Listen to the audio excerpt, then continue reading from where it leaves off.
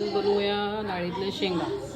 तुम्हाला आपल्या शेंगा, इकडे तुरीची डाळ शिजवलेली मस्त, टोमॅटो, कढीपत्ता, लसूण, चिरलेला बारीक कांदा, त्याच्यामध्ये आहे जिरं, हे सगळं आपल्याला टाकून घ्या. चांगलं तडतडलं की तुम्ही टाका.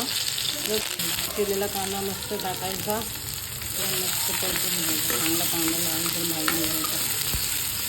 कांदा चांगला भाजायचा, आपल्याला मस्त भाजायचा एकदम कांदा. कांदा असा मस्त भाजत आला, गोल्डन होत आला की त्याच्यामध्ये आपल्याला टाकायचं आहे टमॅटो टाकायचं. बारीक चिरलेला टमॅटो चांगला चिरून घ्यायचा. ते मिश्रण मस्त घालून घ्यायचं. मीठ चवीप्रमाणे टाका की टमॅटो चांगला शिजतो. मध्ये टाकायचं हळद,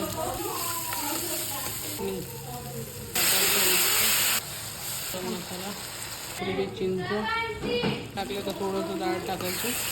मिश्रण चांगलं शिजवून घ्यायचं, एक जीव करायचं. आंबट गोड डाळ अशी करायची, तिखट. तर याच्यामध्ये आपण थोडेसे गूळ टाकणार आहेत. गूळ घालायचा. गूळ नसेल तर ऑप्शनल तुम्ही साखर टाकू शकता, पण शक्यतो गूळच टाकायचा. गूळ घालून झाला आहे मस्तपैकी. परत हे चांगलं शिजायचं मस्त. शेंगा चांगलं याच्यात आता हे शिजत आलेलं आहे मसाला पूर्ण. तर मसाला शिजतो वा, तर मसाला असं शिजतो एकदम वा.